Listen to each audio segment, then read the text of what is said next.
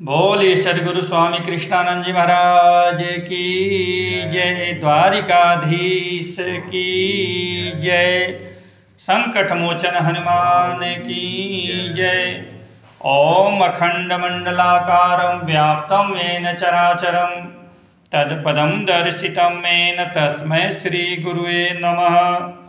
मंगलं सद्गुरुं मंगलं चक्रध्वजं मंगलं श्वेतवस्त्रं मंगलं ऊर्ध्वतिलकम्।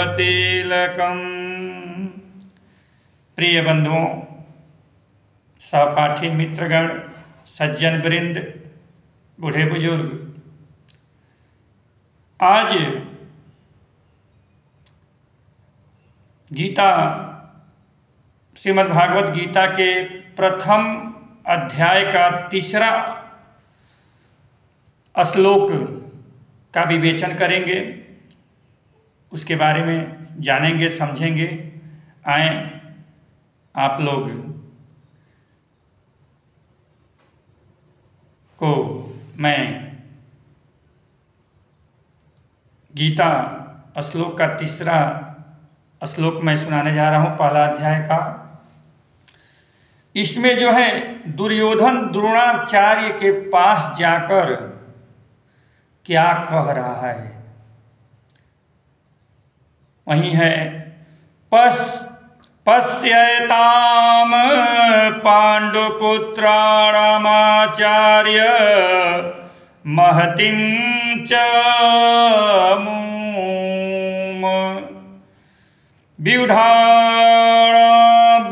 व्यूढानां द्रुपदपुत्रेण तव शिष्येण धीमता। तीसरा श्लोक में जाकर दुर्योधन द्रोणाचार्य से कहता है कि हे आचार्य, आपके बुद्धिमान शिष्य द्रुपद पुत्र धृष्टद्युम्न द्वारा व्यूहाकार खड़ी की हुई पांडव पुत्रों की इस बड़ी भारी सेना को देखिए। आप ही के शिष्य धृष्टद्युम्न के पुत्र द्रुपद जी के पुत्र धृष्टद्युम्न हैं, उन्हीं के द्वारा यह चक्रव्यूह की रचना खड़ी की हुई है। आप इस पांडव पुत्रों के भारी सेना को देखिए। इस श्लोक का अर्थ यही हुआ। आगे इसका सारांश, विस्तृत जानकारी आप प्राप्त करें। कह रहा है कि आपके बुद्धिमान शिष्य कहकर दुर्योधन कठोर बाण अपने गुरु द्रोणाचार्य पर छोड़ रहा है। कठोर बाण अपने गुरु द्रोणाचार्य पर छोड़ रहा है। उसके भी तो गुरु हैं, दुर्योधन के भी तो गुरु ही हैं, धृष्टद्युम्न के भी गुरु हैं। लेकिन दुर्योधन भरी सभा में गुरु द्रोणाचार्य को बेइज्जत कराता था। बताइए, शिष्य का मतलब है कि वो अपने गुरु की बड़ाई करे, गुरु का महत्व जगत में फैलाए, यश कीर्ति को फैलाए। लेकिन एक दुर्योधन है जो अपने गुरु को बेइज्जती करा रहा है, निंदा करा रहा है। ऐसे ऐसे दुर्योधन जैसे शिष्य भी इस संसार में बहुत भाग पड़े हैं। तो जो है कि बेइज्जती कराता है द्रोणाचार्य को। कैसे? पिता से शिकायत करता था। द्रोणाचार्य के बारे में अपने पिताजी से शिकायत करता था कि ये अर्जुन को ज्यादा ज्ञान देते हैं। अपने पिताजी से शिकायत करा रहा है कि अर्जुन को ज्यादा ज्ञान देते हैं, ज्यादा समय देते हैं, पक्षपात करते हैं गुरुजी। बताइए, दुर्योधन के पिता धृतराष्ट्र थे, उनसे शिकायत कराता था, डांट सुनवाता था। बताइए ये बेइज्जती नहीं है तो क्या है?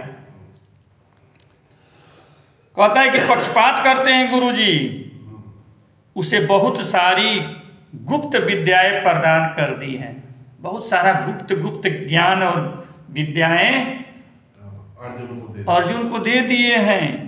हमें नहीं करते हैं, हमें ऐसा नहीं करते हैं। भरी सभा में धृतराष्ट्र जो है द्रोणाचार्य को उसकी शिकायत पर डांट देते थे। राजा थे ना, डांट देते थे कि हमारे पुत्र को नहीं ज़्यादा समय देते हैं, ज्ञान नहीं देते हैं। पांडवों के पुत्र को अर्जुन को ज़्यादा ज्ञान देते हैं। डांट देते थे कि महीना मैं दे रहा हूँ, मैं राजा हूँ, आपको पढ़ाने के लिए महीना दे रहा हूँ, सुख सुविधा मैं दे रहा हूँ, ज्ञान तुम अर्जुन को दे रहे हो। अब क्या तुम डटवा कर गुरु की गोपनीय विद्या प्राप्त कर सकते हैं? गुरु जी को अपने पिताजी से डटवा कर गुप्त विद्या प्राप्त कर लेगा? कदाचित नहीं प्राप्त कर सकता। आशीर्वाद प्राप्त कर सकते हो, विद्या प्राप्त कर सकते हो। जब युद्ध शुरू होता है तब आगे आएगा धर्मराज युधिष्ठिर। सब अस्त्र शस्त्र रख कर नंगे पांव जा रहे हैं। जब युद्ध शुरू हुआ तो शुरू होने से पहले धर्मराज युधिष्ठिर आते हैं। हाथ जोड़े गौ तरफ। हाँ कि भाई युद्ध जब जो है जब युद्ध शुरू होता है तब आगे आएगा धर्मराज युधिष्ठिर। सब अस्त्र शस्त्र रखकर नंगे पांव जा रहे हैं। सब और हाहाकार मच गया कि यह तो हथियार डाल दिया। उस बीच सभा में दोनों तरफ सेनाएं हैं, लेकिन वहां क्या हो रहा है? धर्मराज युधिष्ठिर जो है अस्त्र शस्त्र रख कर नंगे पांव जा रहे हैं। कहाँ जा रहे हैं? यह देखकर सब और हाहाकार मच गया कि लो, धर्मराज युधिष्ठिर युद्ध शुरू होने से पहले हथियार डाल दिया। चारों ओर हाहाकार मच गया कि यह तो हथियार डाल दिया। युद्ध खत्म, युद्ध खत्म। दुर्योधन हंस दिया, युद्ध खत्म। लेकिन वह जाते हैं सीधे और गुरु द्रोणाचार्य के सामने साष्टांग दंडवत कर देते हैं। देखिए टेक्निक, आशीर्वाद प्राप्त करना। साष्टांग दंडवत कर देते हैं धर्मराज युधिष्ठिर जी। जब धर्मराज जी साष्टांग दंडवत कर देते हैं, द्रोणाचार्य को बरबस रथ से उतरना पड़ा है। जब ऐसे साष्टांग दंडवत किए हैं तो रथ पर आरूढ़ है द्रोणाचार्य जी, बरबस उतरना पड़ा रथ से। और वे आंखों में आंसू भरकर अपने अंक में भरते हुए कहते हैं, अपने अंक में भर लेते हैं। धर्मराज युधिष्ठिर को हृदय से लगा लेते हैं गुरुजी, क्योंकि उनके भी गुरुजी थे। हृदय से लगा लेते हैं, अंक में भर लेते हैं और कहते हैं कि विजयी भव पुत्र, हे धर्मराज तुम विजयी भव, विजयी भव। ले गए ना आशीर्वाद? पात्रता होनी चाहिए, आशीर्वाद लेने की पात्रता होनी चाहिए शिष्य में। अब देखिए ये पांडव के पुत्र हैं धर्मराज युधिष्ठिर, किस तरह आशीर्वाद, गुरु का आशीर्वाद ले रहे हैं। गुरु ने आशीर्वाद दे दिया हंसते हंसते कि विजयी भव युधिष्ठिर, विजयी भव। और एक तरफ वही दुर्योधन जो है अपने पिता से डांट सुनवा रहा है। वो कैसा शिष्य है? अंतर हो गया ना, बेइज्जती करा रहा है। अपने पिताजी से अब जो है कि युधिष्ठिर को आशीर्वाद दे दिए, ले गए, आशीर्वाद मिल गया धर्मराज युधिष्ठिर को। अब लड़ते रहो किसी भी ओर से, आशीर्वाद तो मिल गया गुरु का, विजयी भव, अब लड़ते रहो किसी ओर से, धर्म से लड़ो चाहे अधर्म से लड़ो, विजय प्राप्त हुआ, आशीर्वाद मिल गया गुरु का। अब जो है आगे कहते हैं कि धर्मराज युधिष्ठिर पुनः जाते हैं भीष्म पितामह के यहाँ, क्योंकि दादा थे ना।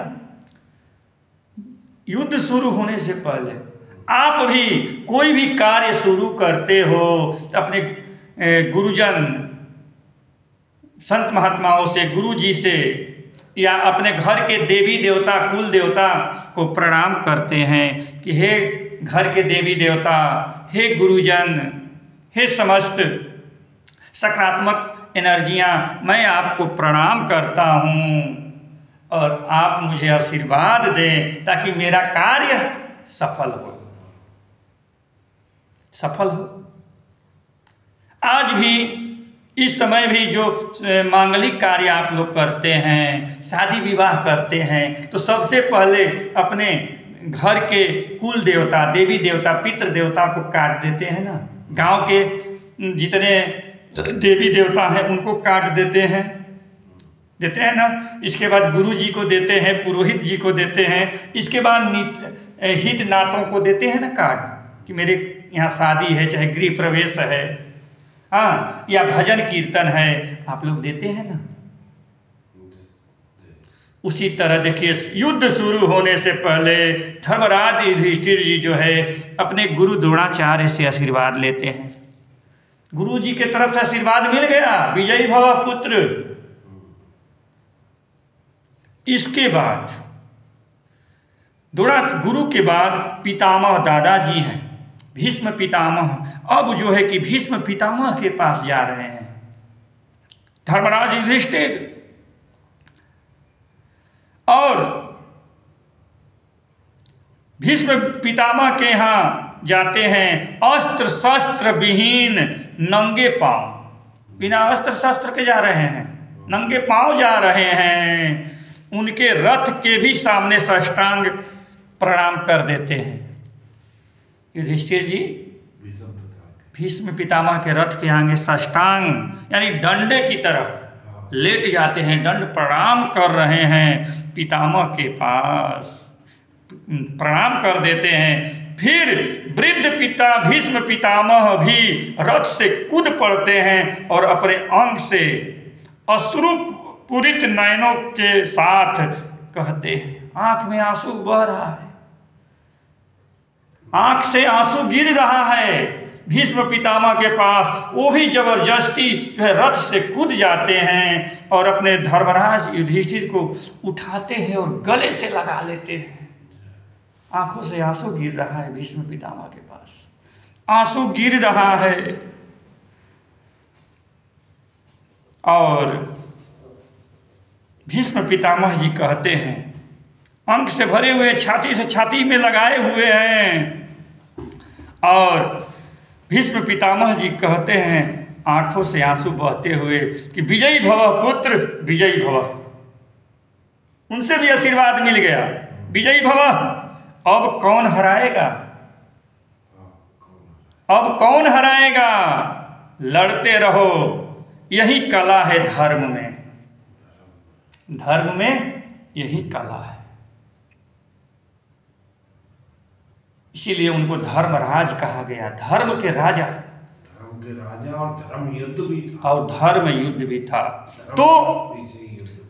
तो धर्म में यही कला है, आशीर्वाद, आशीर्वाद से न विजय प्राप्त किया जाता है। धर्म की यही कला है, जहां धर्म की थोड़ी सी भी संभावना है वहां से धर्म जड़ पकड़ लेता है, धर्म जड़ पकड़ लेता है। गुरु से, अपने पितामह से आशीर्वाद प्राप्त कर लेते हैं युधिष्ठिर महाराज। दुर्योधन उसी पक्ष से लड़ते रहा, दुर्योधन उसी पक्ष से लड़ते रहा, लेकिन आशीर्वाद नहीं ले पाया, आशीर्वाद नहीं ले पाया, क्योंकि दुर्योधन के ही तरफ से द्रोणाचार्य जी और भीष्म पितामह जी दोनों लड़ रहे हैं अधर्म के साथ। दुर्योधन अधर्म है और उसी के साथ लड़ रहे हैं, लेकिन आशीर्वाद तो कोई दूसरा ले गया ना, दूसरा ले गया आशीर्वाद। युधिष्ठिर ले गए, पांडव के पुत्र ले गए आशीर्वाद, विजयी भव। और भीष्म पितामह तक कतई लड़ने की इच्छा और नहीं, दुर्योधन उसी पक्ष से लड़ते रहा, लेकिन आशीर्वाद नहीं ले पाया अपने गुरुजनों से, अपने वृद्धजनों से। शरीर को तुम पकड़ सकते हो, ध्यान दीजिए, बहुत इंपॉर्टेंट बात गुरुजी गीता के माध्यम से समझा रहे हैं कि शरीर को तुम पकड़ सकते हो, लेकिन आध्यात्मिक शक्तियों को तुम पकड़ नहीं सकते हो। इसके लिए कला चाहिए, आध्यात्मिक शक्तियों को पकड़ने के लिए कला चाहिए। और वह कला कहाँ मिलेगी? धर्म से मिलेगी। और वह धर्म कहाँ से मिलेगा? अपने गुरुजनों से। ज्ञान, धर्म का ज्ञान कहाँ से मिलेगा? अपने गुरुजनों से मिलेगा। गुरुजनों से धर्म का ज्ञान प्राप्त करो और सही रास्ते पे चलो। यह सब ज्ञान कहाँ से मिलेगा? गुरुजनों से, बुद्धिजीवियों से। इसके लिए कला चाहिए, आध्यात्मिक शक्तियों को पकड़ने के लिए। आगे दुर्योधन द्वारा द्रोणाचार्य को सचेत कराना। दुर्योधन जो है सचेत भी करा रहा है धृष्टद्युम्न का नाम लेकर, धृष्टद्युम्न का नाम लेकर। हाँ, आगे देखिए, दुर्योधन जो है पांडु पुत्र एवं द्रुपद पुत्र धृष्टद्युम्न को भी द्रोणाचार्य ही पढ़ाए थे। पांडु के पुत्र यानी पांचों पांडव, अर्जुन, भीम, नकुल, सहदेवा और युधिष्ठिर। इसके बाद धृष्टद्युम्न जो है राजा द्रुपद के पुत्र थे, उनको भी द्रोणाचार्य ही पढ़ाए थे, ज्ञान दिए थे, विद्याएं दिए थे। दुर्योधन इसी से कह रहा है कि आपके बुद्धिमान शिष्य, जो आपका बुद्धिमान शिष्य है द्रुपद पुत्र धृष्टद्युम्न, दुर्योधन उसे बुद्धिमान कह रहा है। क्यों कह रहा है? बुद्धिमान कह रहा है दुर्योधन, मूर्ख नहीं कह रहा है। हीन भावना से जब हम ग्रसित रहते हैं तब केवल दोष ही देखते हैं। जब कोई भी व्यक्ति हीन भावना से दूषित रहेगा, वह दोष ही देखेगा। हीन भावना से जब हम ग्रसित रहते हैं तब केवल दोष ही देखते हैं। दुर्योधन यहाँ हीन भावना से ग्रसित है, यह मालूम होता है। राजा है, हीन भावना से ग्रसित नहीं है, इसलिए कह रहा है कि आपका बुद्धिमान शिष्य द्रुपद का पुत्र यह ऐसा बिहू रचना किया है कि यह बिहू रचना देखकर घबरा रहे हैं, मानो शत्रु की बड़ाई भी उसके मुंह से निकल गई, शत्रु की बड़ाई उसके मुंह से निकल गई। धृष्टद्युम्न का अवतार हुआ है द्रोणाचार्य की मृत्यु के लिए, इसीलिए कह रहा है कि आपका शिष्य धृष्टद्युम्न भी है और उसका अवतार हुआ था द्रोणाचार्य की मृत्यु के लिए। हाँ, धृष्टद्युम्न का अवतार हो रहा है, इसीलिए इशारा कर रहा है धृष्टद्युम्न की ओर। आपका बुद्धिमान शिष्य धृष्टद्युम्न, हाँ, द्रौपदी को भाई हो, हाँ, द्रौपदी के भाई हैं धृष्टद्युम्न जी। तो